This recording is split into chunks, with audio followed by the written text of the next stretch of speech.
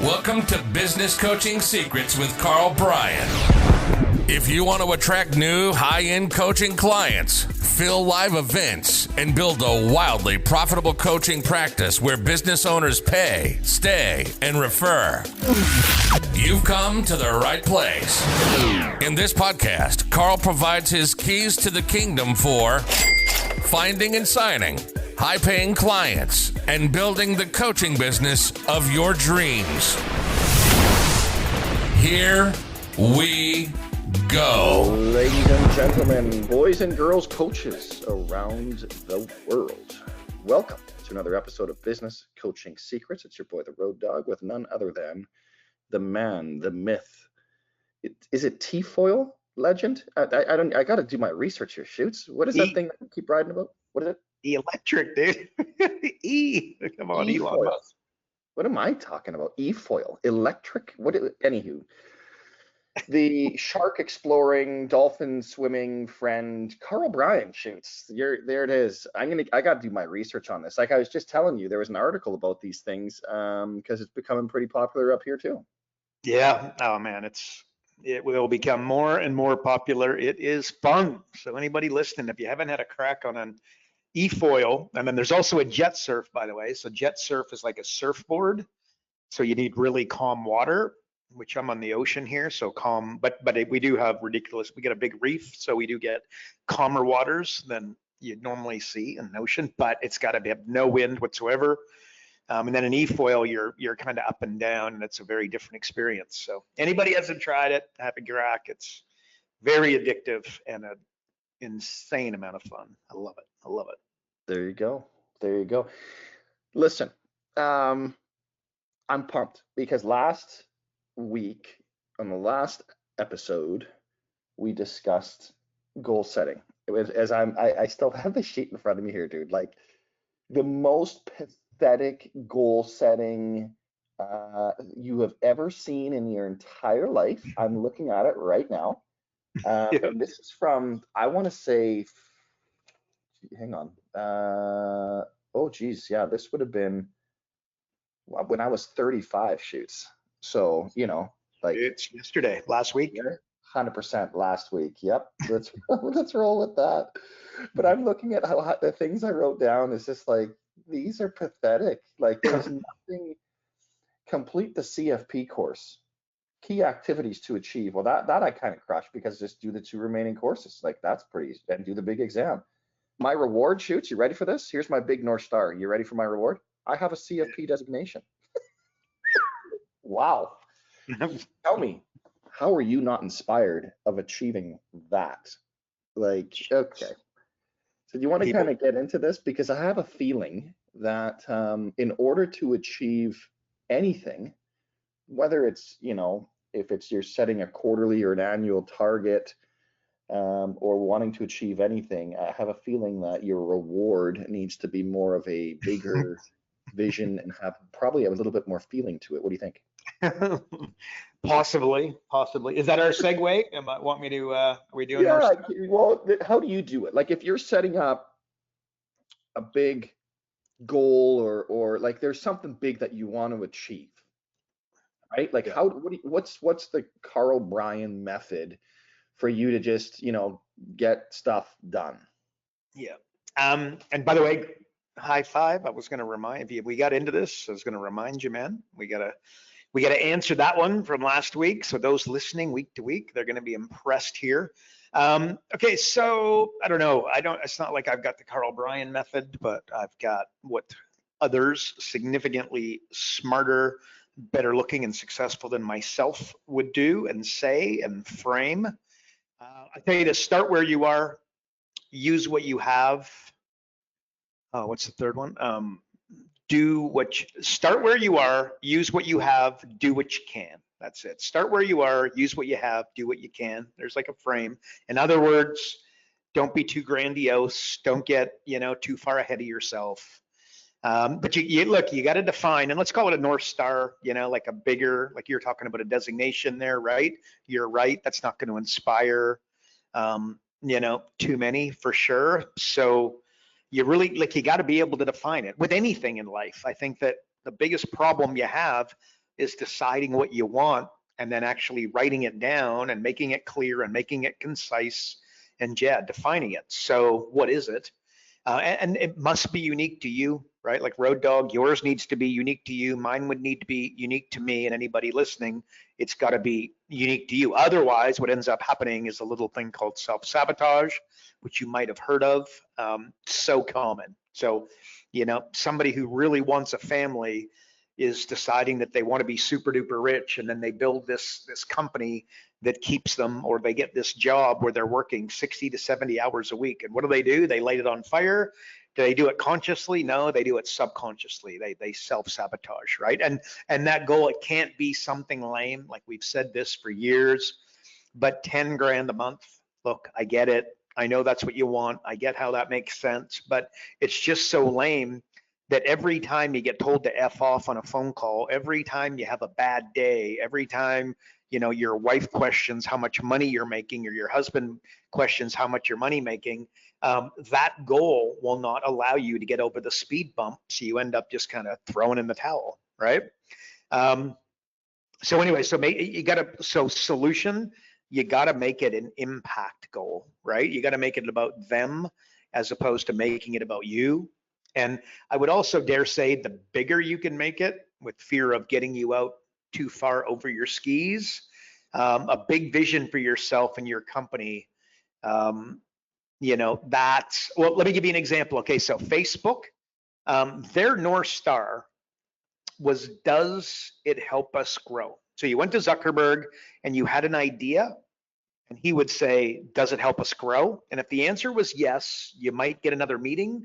But if the answer was no, he would show you a door and say, this meeting's over within 10, 20, 30 seconds. Because he allocated 30 minutes to your appointment, don't think for a second that you're going to get 30 minutes of Zuckerberg's time when you're discussing something that doesn't help us grow. And that's the North Star of the entire company, right? Or like Gary Vaynerchuk, does it get me attention?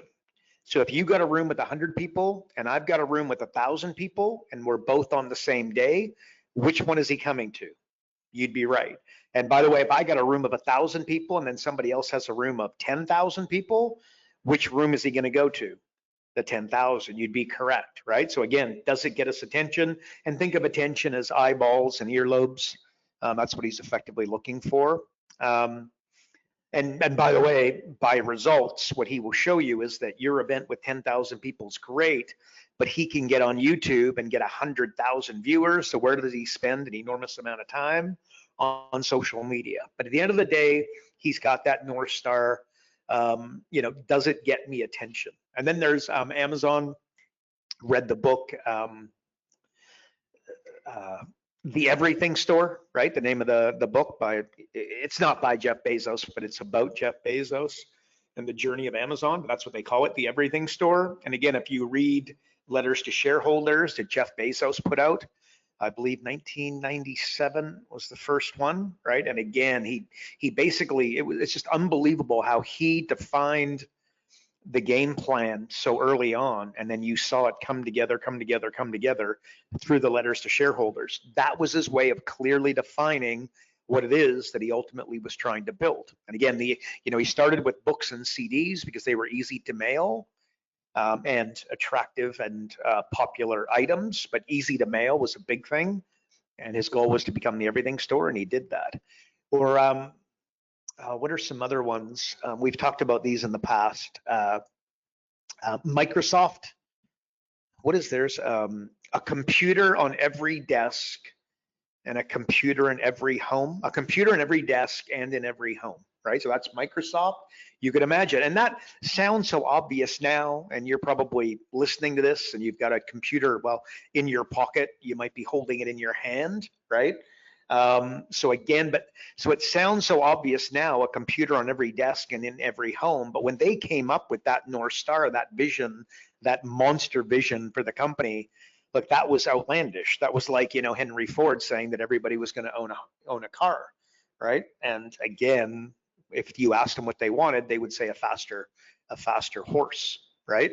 What are a couple others North Stars? Google had a famous one. And again, if I'm making a meal of these, like I'm probably pretty close and not bang on, but you'll get the idea. Theirs is to organize the world's information and make it universally accessible. And actually they included useful in there, so that to organize the world's information and make it useful and universally acceptable. Okay, let's call it that. Again, word for word, not, but that was basically the goal. They wanted to get they wanted you to Google how long should a business plan be, and then have the answers, not sales pitches and whatnot. They wanted to have the answers right there for you.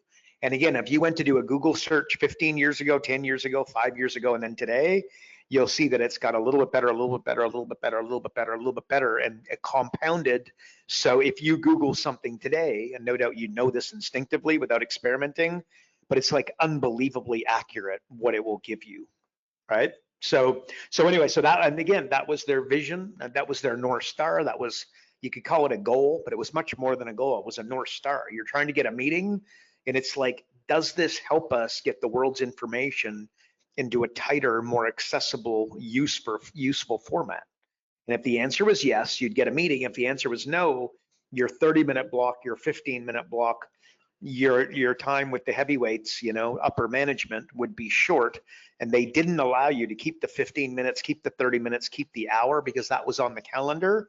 It was like, this conversation's over. There's a big lesson in what I just said there, right? Like, just because you have a 30-minute meeting does not mean that it needs to last the 30 minutes, right? It's like, I've talked about this many a times in the past, and others have as well, but you write a book and it's 200 pages. And the question is, does it really need to be 200 pages? Like, I took David Goggins' book and I like summarized it in like less than a paragraph. Went through hard times, used them as gasoline, and accomplished amazing things, right? And that's not to say that it's not a great book. It's not to say that Goggins isn't a legend, not saying that. But what I am saying is that, in a number of characters on Twitter, you could debatably get plenty. So as you know what I mean, you could get plenty out of it. What I hope you're taking away from this is that you want to have, set your impact goal, putting 100,000, like $90,000 in the first 90 days for your coaching client, right? You have a meeting, you have an appointment, you're working on something, you're creating a document, you're creating a webinar. And the question is, does that help you get closer to putting $90,000 in 90 days into your coaching client's pocket? If that's the case, then I think that's worth working on. If that's not the case, you've got to go to your North Star and decide, is it the right, right vision, the right thing that we're clawing, minute by minute, hour by hour, day by day, week by week, month by month, quarter by quarter towards, or does this need to be adjusted? Hopefully you've defined it properly, and it's like, okay, let's move it towards that. If you're totally in the sandbox, that's 10 paying coaching clients. When you get into the office, if you don't have any coaching clients, right, what you really got to do is you got to go all in on just getting those first 10 folks. You take the financial pressure away, because financial pressure can be like crushing for your coaching business. No doubt you get that, right? But everything you're working on, sending out the message, posting on Facebook, hiring anybody, talking to anybody, doesn't get me close to those first 10 clients. Understanding that that's a horrible goal, because that's all about you, and that's not a credible North Star the way I'm defining it. But in order to get, like Google didn't, remember Uber started in San Francisco for literally years, right? And by the way, they ignite opportunity by setting the world in motion, I believe, is something. So they're igniting opportunity by setting the world in motion. Again, don't just think about the taxi industry, think about all the other stuff like Uber Eats that Uber's working on. So anyway, so just hopefully you're thinking, so you're getting your first 10 clients is not going to be your North Star, but it is a way to get out of the sandbox so that you can start, moving people in your local community and really filling up your events and doing cool stuff. I just shoots the close segue. People are thinking too small. That's half the problem. You got to create a monster vision for yourself, right? Like setting the standard for the entire business coaching industry is something I've said for years. Again, just putting something really big to claw, minute by minute, hour by hour, day by day towards. And by the way, Dr. Ben Hardy will tell you, I listened to a fair bit of him this weekend, ironically enough. And he says that you got to frame up the present moment in a more powerful way, right? So the way that you do that is, again, you can't, the future, the past, those things, you're not there. You've got to be in the present moment. Otherwise, magic will not happen. And what he says is that you've got to use you can't use your past to dictate your present. You've got to use your future to dictate your present. Okay, in the future, I'm going to say massive goal, North Star of the future, to dictate your present moment. And an example I would give you is the guy or the gal that had been sexually assaulted in the past and they just can't get past it for 10 years. Well, that guy or that gal is using the past to dictate the present, whereas they need to use the present, the future, the massive future, the North Star to dictate the present. And that's how they'll get past it. Or the guy that's been through a divorce, and I see this, I've just seen this a lot. You know what I mean? Where somebody just can't get past it. You can't let, you know what I mean? Like you're letting the past dictate the present. And that's not to minimize sexual assault by any stretch of the imagination, or minimizing the realities of a bad divorce, because again, I got it. But I can tell you that unfortunately, what you do need to do, if that's the problem, we do have to introduce the solution. And what is the solution for somebody who's had a horrific past? That is to create a future for yourself and for your company and for your industry and for like you and what you want to accomplish in such a real and meaningful way that it inspires you to basically take the past and organically and naturally and like on a subconscious level, you just use it as gasoline to absolutely crush your future goals, to like totally kick you know what.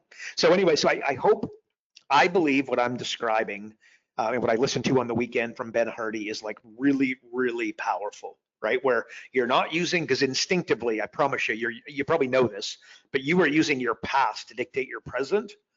And the big idea, the needle moving thing is that you're using your future, the massive future, the massive goal, the defined goal, the North Star to create that present moment energy and positivity and, optimistic look. So anyway, so I hope, that's what you could do. You could create that big picture. Again, like my story, my big brother committed suicide when I was 16 years old over a business failing, right? Well, again, without question, I've said this for a long, long time, I would love to change it, right? Just like other people would love to change their past and a lot of the things that they've been through. And let's face it, there's a lot of brutal things that you've probably, if you look back, it would be really, really easy for you to fall into the doldrums and, think, damn, hard done by. But you know what? You have got to use that as gasoline for the present moment and for the future to kick some butt, buy the cars, buy the houses, have the success, build the company, hire the staff, and just crush it. And Shoots, I need to throw this back to you. So I would just, okay, so getting more to practical, as somebody here going to, a computer on every desk and in every home, or organize the world's information in a useful, accessible, and universally applicable way. Are they going to do that? I don't know. I hope so.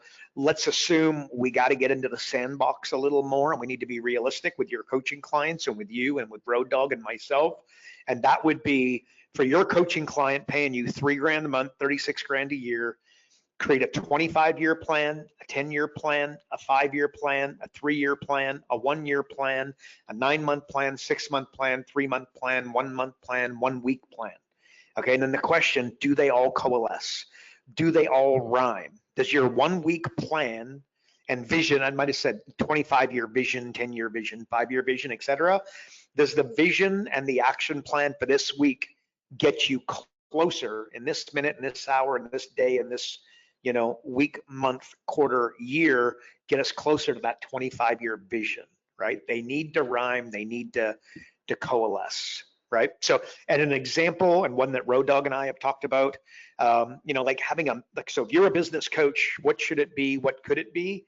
and it needs to be yours and not mine and not Road Dog's, but a meaningful and impactful live presentation on how to grow a successful business every week for 52 weeks with 10 local business owner or want to be local business owners every single week. Hell or high water, hurricane, tornado, flood, right? There's a flood, you take a boat there, right? Like that's what you do. And by the way, if you do that and you think that's a good goal and you were going to follow through on it, make your goal to get 2 referrals per person. And maybe that's part of your North Star, your vision defining, the game plan, because the money, if you get 2 referrals per person, you get 20 referrals for every 10 people that come.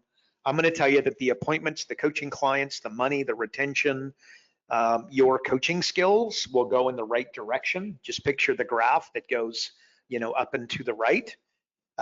So if you concentrate on that, I think it's a really, really good, that would be a good game plan, and you just say during how do you do that?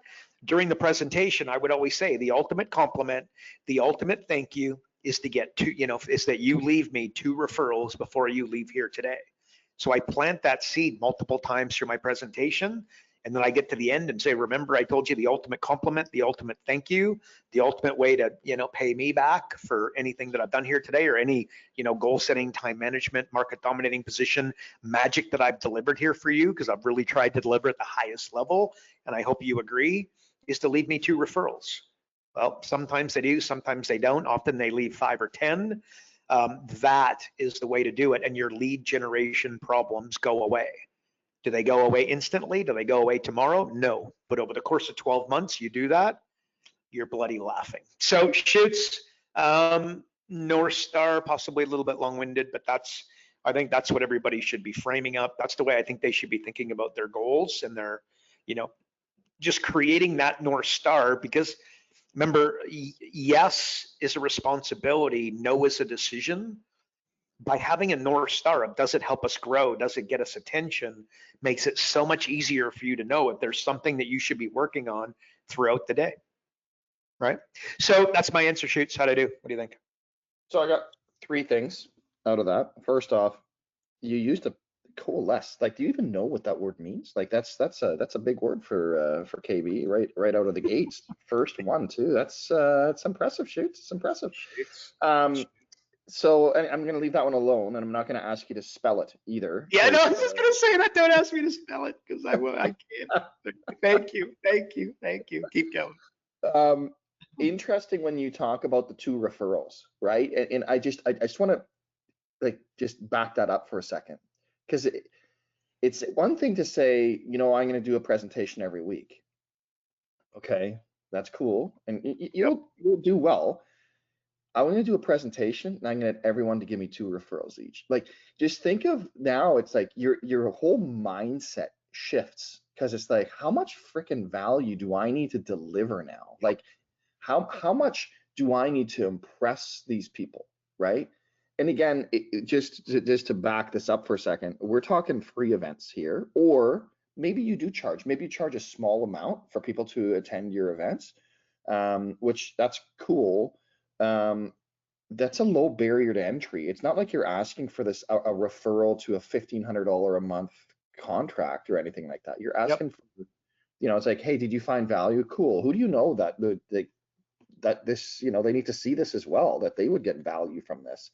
It's an easy ask. It's a super easy ask. So I just 100%. Wanted to point that out, because now by framing it up of getting those referrals, naturally, I'm hoping, because my brain did, and if my brain did, odds are good yours did as well, automatically went to, okay, so what do I need to do in that presentation for value add? Like, how much value can I deliver? Yeah. Can I add it? Can I jump in there? Yeah. Because what you just said is really important. Glad you said it. So give me 2 referrals.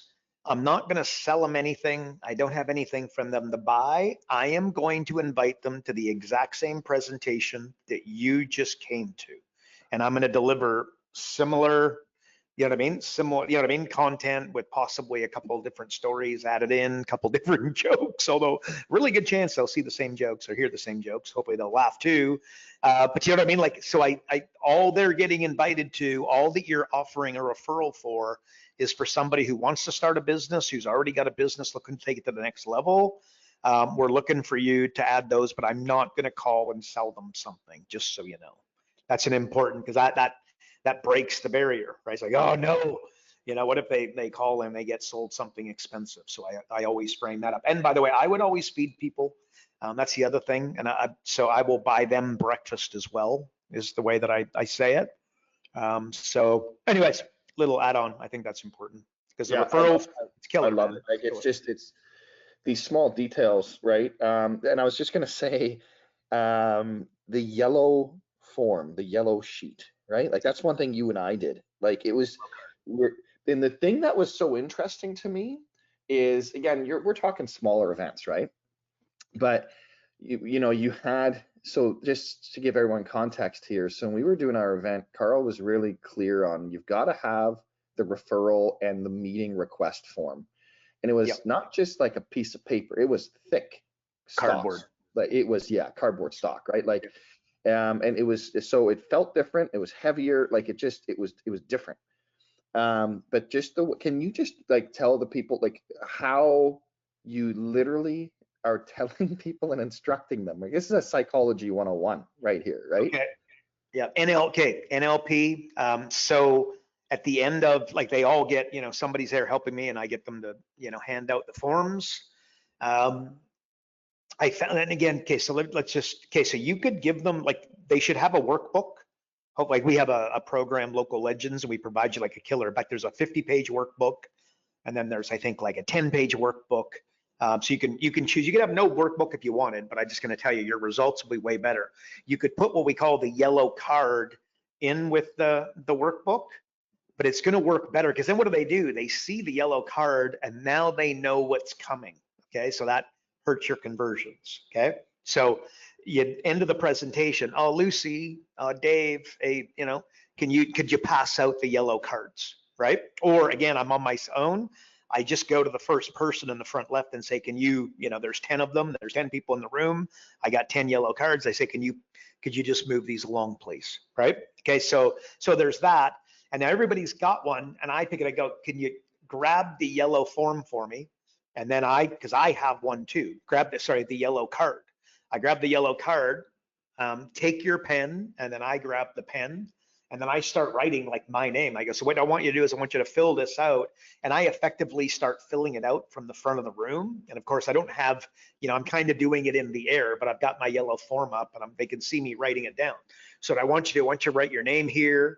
I want you to give me a little bit of feedback. I've asked you, you know, good, bad, ugly. I'd love to know what you thought, anything I could do better. I built this entire presentation on feedback from folks just like you. So if you thought my jokes were hilarious, you can let me know. And if you thought they were a dog's breakfast, you can let me know that too. But just write that in there. And of course, the content and anything you thought was very valuable, that will be appreciated. You see this section here, that's where you write all of that. And of course, if you guys want to get together, as I've just talked about, here's the box where you tick, you know, pick 3 times. You're going to see my little calendar there, or you've got a QR code, and now you're bringing them to the QR code, by the way.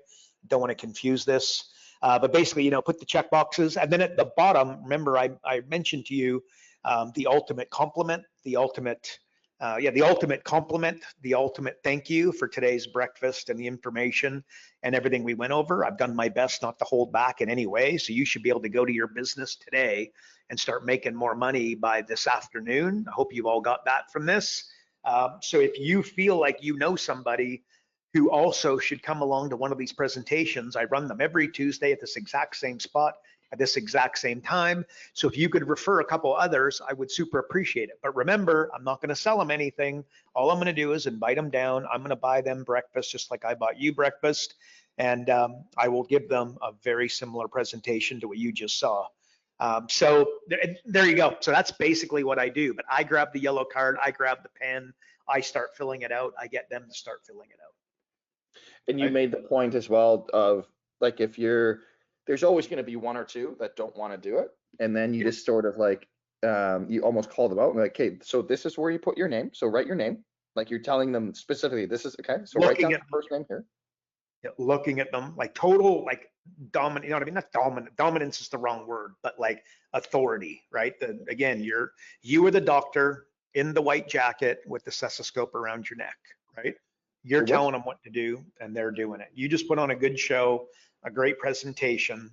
They owe you, to fill out this form. That's not too much to ask, and feel very, very comfortable with that. It sounds almost unbelievable, but it's amazing how it works. Like it just does. Like they just do it. Like it blew my mind the first time I saw it. I'm like, no. Oh, the same. Like shoots. If you've got a room and you just, my daughter, like she went for, oh God, it's so funny. So she's going for school council, right? So I told her to go at the front of the front of the class, right, and hold her arms out and say, "How's everybody doing?" I said, "Sage, I guarantee you, they're all going to answer you, right?" And you know what she replies to me? She goes, "Yeah, Dad, I'm not doing that." And I'm like, "All right." And I said, I told her, I go, "Just do this, baby, right? Say hands up if you want more." What does she call it? Golden time. So golden time is when they get to do whatever they want. So I said, and I said, "Baby, you got to put your hand up. Okay. And then put up your hand and say, put your hand up if you want more golden time." She's like, "Yeah, not happening, Dad." But anyway, so Shoots, what you're saying, you say, put your hand up if you'd like to grow your business, right? Put your hand up if you'd like more time off. Put your hand up if you'd like more time off and to grow your business at the same time. These hands are going to go up, and including the guy with the $10 million company who you never thought in a million years would come, sitting in the audience, they will put up their hand. They just will. And by the way, that asserts authority over the room, and you should have audience participation. You should have a canned joke and audience participation as soon as you start. But you are right. You tell them, pick up your pen, they pick up the pen. You say, fill out the form with, and not like, and I'm gonna say, I need a better word than dominance, right? But like in an authoritative way, and they will. And by the way, a couple won't. Don't worry about it. Like 8 do and 2 don't. Don't worry about the 2, which would be your instincts would probably drive you there. You worry about the 8 that are doing it. You just worry about, remember, you've got this massive vision that you are going to influence 10 people every week for 52 weeks, hell or high water. If there is a flood, you are paddling a boat to this presentation to damn well do it for anybody who shows up, right?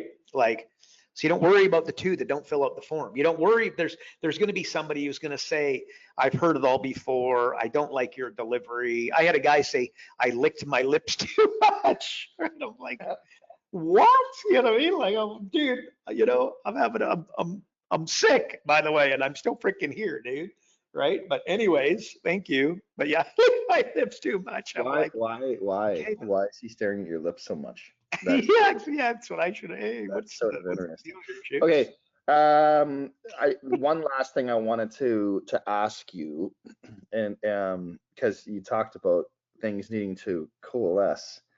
25, 10, 5, 3, 1 year, 9, 6, 3, 1 month, 1 week. Whoa, man. Like that's a lot. Why? Yeah. Why so much? Break it down for me. Yeah, because again, do they rhyme? Do they coalesce? Don't ask me to spell it, right? Do they come together? Like but you start with the 25-year plan.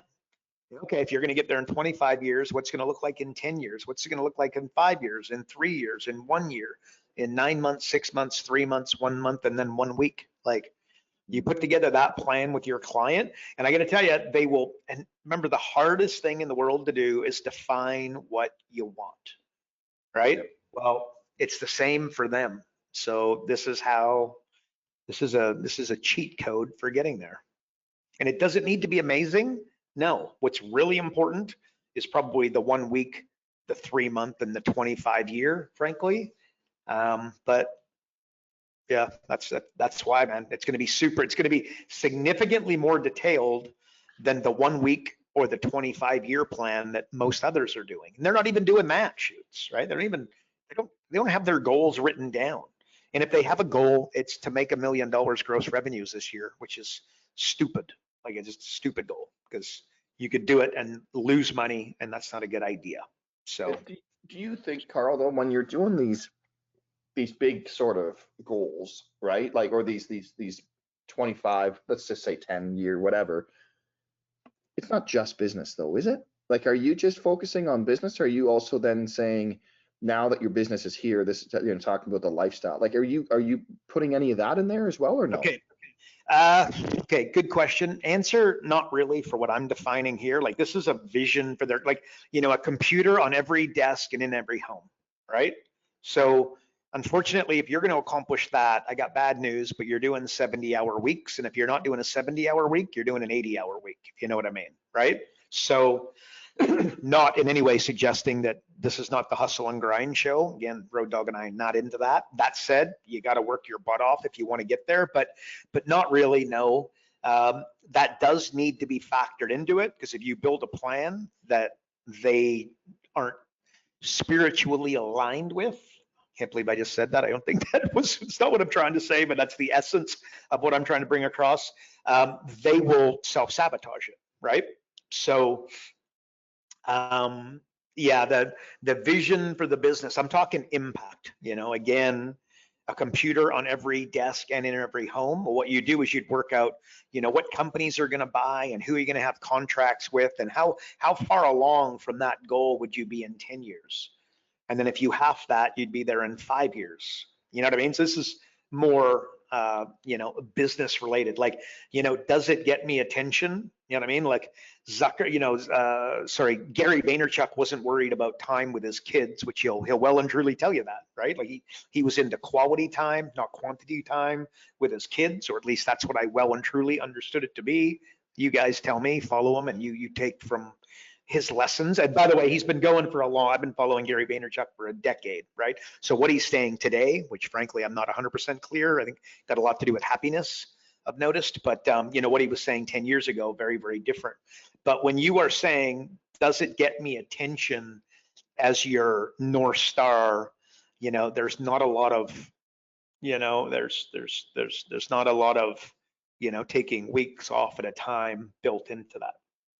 It's not to say it shouldn't be, but that's, you're going to accomplish big things. You got to make, like, if you want to accomplish big things, you're going to have to make big sacrifices. And I'm sorry, that is reality. And to pretend any different would be a little bit crazy, in my opinion. So that's my answer, shoot. So let's push along, because I kind of, the Gary V thing, the happiness angle. Let's have our moment of Zen. Let's get into that. Let's have our KB moment of Zen here. So you're gonna laugh. So this is literally 48 hours ago. So we've got a sick cat, right? He's got like an ear issue, and then we got a crazy dog who basically shoves his mouth, like he holds the cat by the head with his mouth. He would never hurt him, like they're best buddies playing all the time. But anyway, so he's got a stuffed up ear, and then the cat's, you know what I mean? Like the cat's got an ear infection, and these two things are not great, right? And by the way, they tried to put a cone on my cat. And again, my cat was born in the bushes outside our house, literally broke into the house. And I kid you not, the cat broke into the house and is still there. Crazy, and on an island, there's wild cats all over. So this one broke into our house. It's now the family cat. Cat's awesome, right? Named Yoda. Anyways, it's sick. And it won't own the cone. They tried to put a cone on it, and they said, I've been doing this for a decade. This is what the vet said. Never been able to not get a cone on a cat that stayed. And our cat, no cone, couldn't get it to stay. That's okay. So Yoda's got some attitude. Anyways, it's living in our master bedroom, right? Like my wife and I's bedroom, right? So my wife locks the door and shuts it because our dog can also open doors, right? So the dog will open up the door and then attack the cat. And she didn't want that cat locked in the bathroom. She wanted the cat to have the run of the room. A long way of saying she locked the door, and could I get in? No. She's like, oh, use this. And it did not work. So I'm like calling a locksmith, hey man, can you come and can you open this damn door? I don't know why I can't open it up. Anyways, I ended up, so I'm going to have to wait. So I decided that I'm going to save myself $100 and a locksmith and be able to go get the cat early. So I open up the window, I climb out onto my roof, onto the balcony, and then get into my room, right? Well, I tell you that, right? Because the reality is that the risk, and I don't know these exact stats, but I'm close, but the risk of dying falling off of a ladder to change the batteries for the fire alarm, that's way up in the ceiling, are significantly greater than dying in the house fire, right? So me crawling on the roof and then scaling, not a little bit, to get onto my balcony to do. By the time I got there, I was like, this is so dumb, right? Like this is how you make the newspaper, and not in a good way. So anywho, I don't even know what I'm saying there, but I just think that I was thinking of that when I was thinking with the Zen. I was thinking, this is just so not Zen. It's freaking scary, right? Like at our age, Road Dog, right? Cancer is dangerous, but your chances of dying from choking between the age of 40 and 60 are quite a bit greater. So yes, you should eat your vegetables and avoid cancer and get checked. But every time you put a piece of steak in your mouth, you should also be really, really cautious and make sure that you chew it real good. And by the way, car accident is also another way at these ages that you die. So if you do have an 8-hour trip, I'm going to suggest that you think about booking the tickets, that, fly there and hire a car as opposed to do the 8-hour drive. But I'll leave it with you. And the winter is a whole nother story. So anywho, it felt a little bit Zen-like when I was scaling this wall, getting onto my patio, getting up there. As I say that, Shoots, I feel like there wasn't a lot Zen about that. Be careful, Shoots, and maybe understand your age group and your real risk. I think this, Shoots, I got to say something Zen now, right? 2 that should be on here every week. I'm segueing again from my scaling my patio story. I'm thinking of the one. I've said this before. I think it's just so powerful though, and we've had a fair bit of feedback on it. But I have something you'll never have, and that's enough. And I want you to capitalize enough, bold it, italicize it. Bold it, underline it and put an exclamation mark and think about that. Like, do you have enough? And then the other one is needing nothing attracts everything. And again, we've had those as Zen dealios, but I think they should almost have the same way that you end the entire podcast with progress equals happiness. It's almost like those 2 should be factored into every Zen thought that I have, even when they are as amazing as me avoiding $100 locksmith charge. It's like discipline. I'm just thinking about like discipline is choosing between what you want now and what you want most. It comes back. So wealth, that is something the most valuable. I put this on my personal Facebook page just the other day, and I said something like the most valuable skill I could provide you, or I could train you on, or that you could acquire as far as wealth building is the skill of not needing to impress people, right? The skill of not needing to impress the people around you, right? And by noting it as a skill, by the way, I think that the good news there is it's framed up in something that you could develop, I can develop, Road Dog can develop. You know what I mean? Like I think that's got power. Your coaching client can develop. And remember, your coaching clients hire you for they want to systematize their company. They want to exit one day. They want to, succession to their kid, or down to the manager or what it might be. But like ultimately, make no mistake about it, they want freedom, right? Like the real wealth is not money. It's not riches, but the real wealth is freedom. And especially I think in this day and age, post-COVID, I've been reading this kind of thing a little bit more from some reasonably intelligent minds like Gary Vaynerchuk as an example, running around, talking happiness. I would dare say that happiness could be, you could use the word freedom in place of happiness, and you'd be real close with Gary V's message that I believe that he's touting. But again, you guys go follow him, you tell me, but that's what I see in limited exposure. So yeah, I think that wealth is freedom, Shoots. And that's why, like Henry Ford, right? Like if Henry Ford would have asked people what they wanted what would they have said? And that's a faster horse, right? Or Steve Jobs would have asked what they wanted, and they would have, wanted, I don't know, louder music, but you know what I mean? Like they wouldn't have been asking him for the iPod, but he was pretty sure that, having 1,000 songs in your pocket. But the difference is that he stripped away the problem with like music back in the day is that, remember, okay, so I want you to think of tapes, aging ourselves here, or aging myself here, tapes. Remember how cumbersome they were for those of you old enough, right? And then they went from tapes to CDs. And remember how much easier that was? Remember a tape, you had to fast forward, rewind. It was really difficult because remember there's 10 songs on the tape, 10 songs on the CD, and you really listened to 2, right? There was 8 that were like a waste of time, right? So it was like it's 80-20 where the tapes became CDs and cut away 80% of the headaches and the size, because the CDs could be, you could have so many CDs stacked up in something very, very small, right? Take away the case, just drop the CD, the CD in. Bob's your uncle, right? But then Steve Jobs took it to another level. And then not only did he take away the packaging and the headache and the carrying it around, but he put the iPod in your pocket, 1,000 songs in your pocket. But the difference is it's 1,000 songs that you actually want to listen to. That was the needle mover big time, right? So again, he stripped away the 80 to get the 20. And I think that has got, there's a lot of power in that as far as, just wealth is freedom. Freedom is ridding yourself of having to carry around all these tapes. Freedom is ridding yourself of having to carry around these CDs.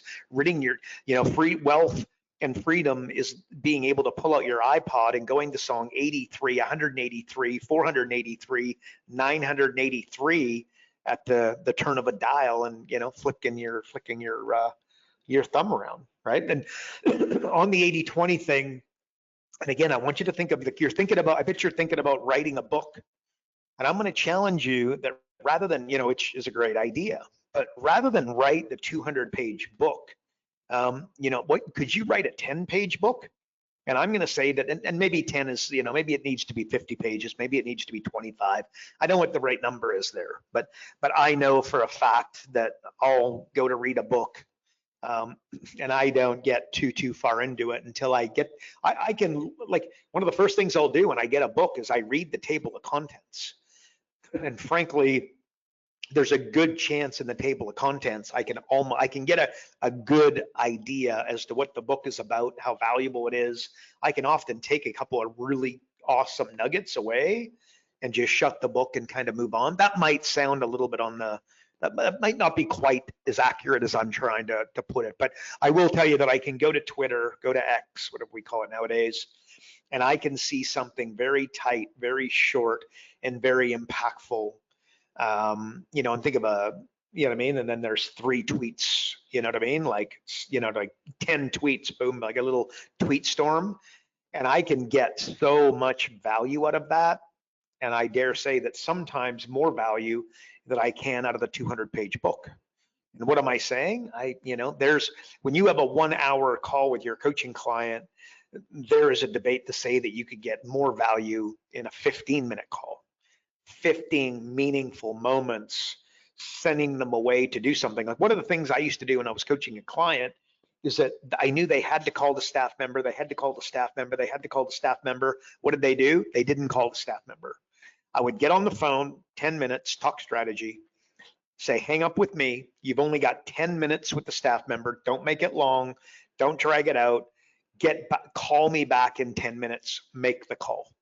Immediate, and before text them while we're going. Are they available? They're available. Hang up with me. Call the staff member. Call me back in 10 minutes.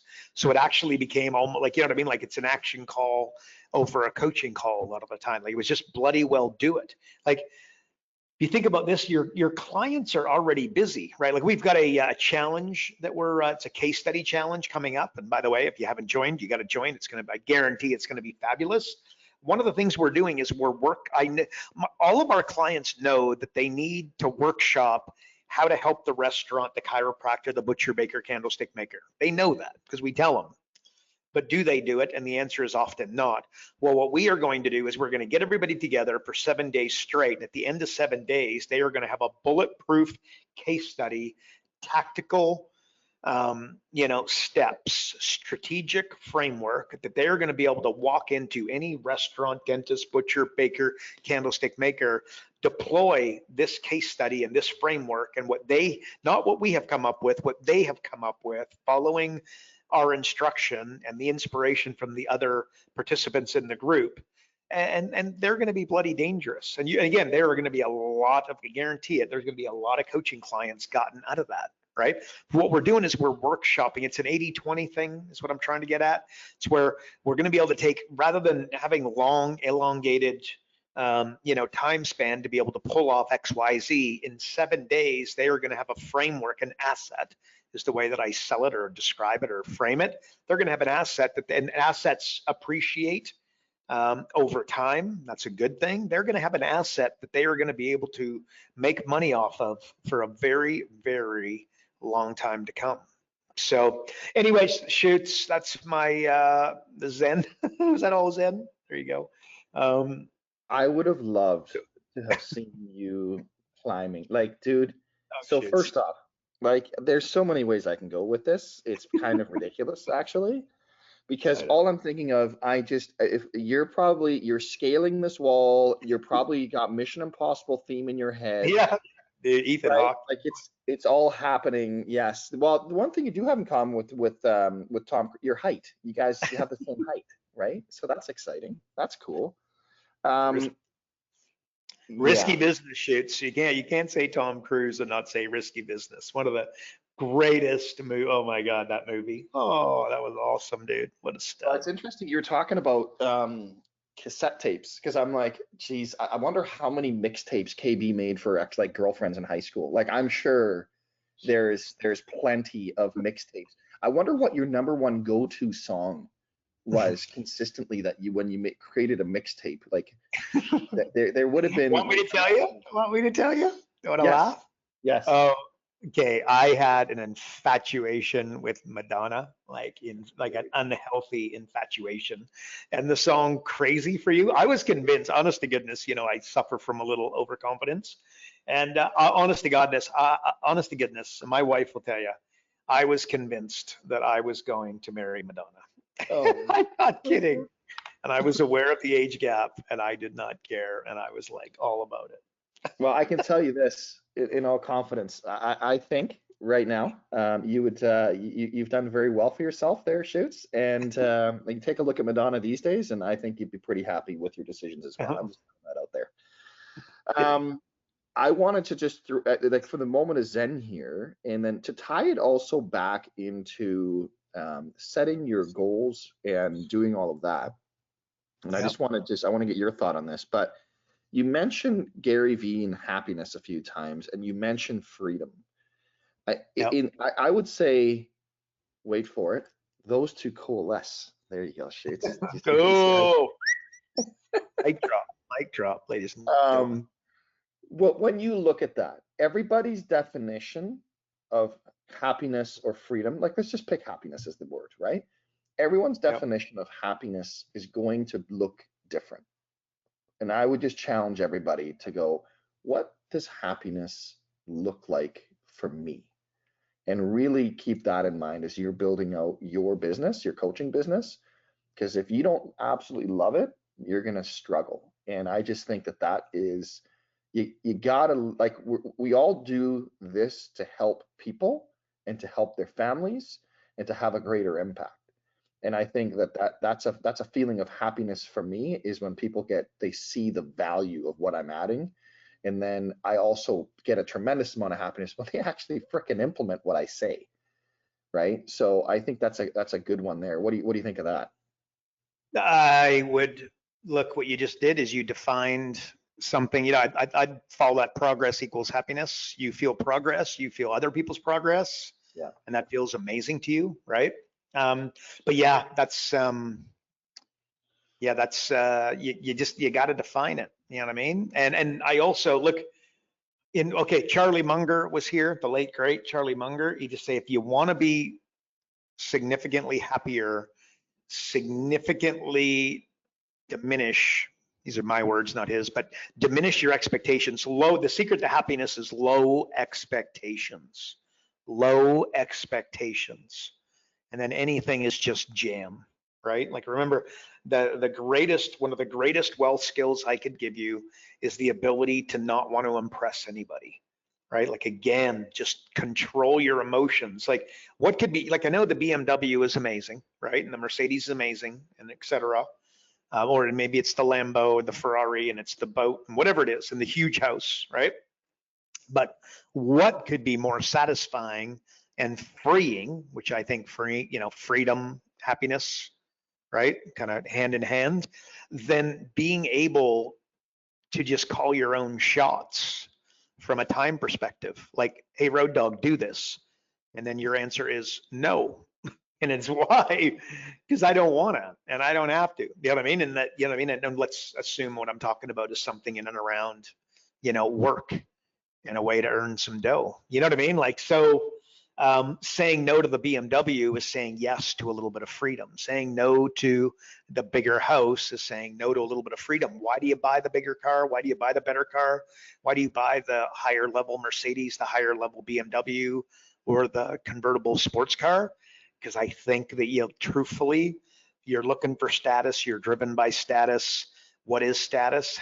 Having other people envious of things that you have.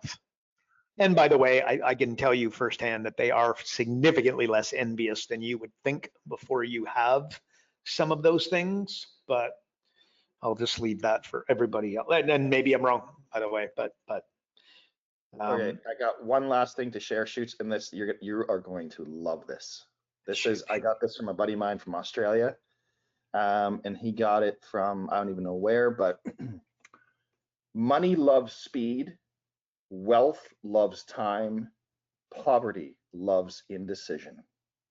Okay, yeah, okay, boom. And it was interesting because when we talked about, because there was a discussion around this in this group that I'm in, and we're talking about money loves speed, and then the biggest mistake people then make is because to create true wealth, that wealth loves time, which requires boring patience rather than the speed of moving things and taking out. No. You make money quickly, but to build your wealth, now that takes true time. So I thought that was really cool. Well, I thought, so I wrote this is where I thought you were going, by the way, clearly not. But I wrote I believe it was today, and it might've been Friday, but I wrote money loves speed, wealth loves patience. Yep. So I thought you were going, but I love that. What is the poverty loves indecision? Is that it? Yeah. Yeah. So good. So yeah. Good. And I would say that there's a devil, like, you know what I mean? The devil's coming for you. The devil loves, whether you're into that, you're not into that, that's okay. I'll let everybody decide. But the bad guy, like the devil loves to come and just put you right in the middle and not let you choose. Because that's being half pregnant, oh yeah, it's just the money that costs you. Indecision is just scary. So yeah, make hard decisions quick, folks. And then he sent one here, the Mozy Money Minute, speed to contact. I believe in this so much, I almost started a fund of buying businesses to implement this one tactic. It's simple to understand, hard to do, but you can do it in a few minutes. Call leads within 60 seconds of them opting in. Harvard Business Review published a study that demonstrated an average of 391% increase in sales. That means you can do nothing else besides call your leads faster, and you could unlock a 4x in your business. Hard to imagine anything else that will do that for your business today. Wow. And guess what? The power of AI these days, dude, it is impossible to not respond immediately. Like, it's just, but yeah, anyways, I thought I had to share those two. I thought those were two very beautiful nuggets. And I can guarantee you, any business coach out there, you know what your prospects and clients aren't doing? Calling their prospects within 6 seconds. Yes. Right? Yeah. And what are they doing then? if I don't get a hold of, if I've got an issue, I'm just going to go to the next guy on Google, right? Yeah. Until I get an answer. Like, it's just that simple. Anyways, there you go. But I love it. Well there done. you go, dudes. There you go. All right, so let's close this one out. Thanks again, everybody, for tuning into another episode of Business Coaching Secrets with the E-Foil. I got it that time, Shoots. Champ of the Caribbean, King Karl, coming soon to a competition near you. And if you're not on the inside and getting access to pre-show, you're getting Karl's daily emails, which, by the way, earlier we mentioned having canned jokes. Definitely subscribe to Karl's daily emails, and you will have canned bad dad jokes for days if you subscribe to Karl's daily email. Dangerous Dave, I'm not sure if he's made a return, but like the content, folks, like you can't outdo this stuff. Anyways, and if you want to actually get more info on how to grow, scale, and just grow your coaching business and have a bigger impact, go to focus.com and subscribe today. And if you enjoyed the podcast, please share, do all the things, because we know that obviously that has a huge impact, as we want to make a huge impact in the coaching community. And that is it. We will see you on the next episode. And remember, folks, progress equals happiness. Take care, everybody. Karl Bryan built Profit Acceleration Software 2.0. So as a business coach, you'll never again have to worry about working with business owners that can't afford your high-end coaching fees. Check us out at focused.com.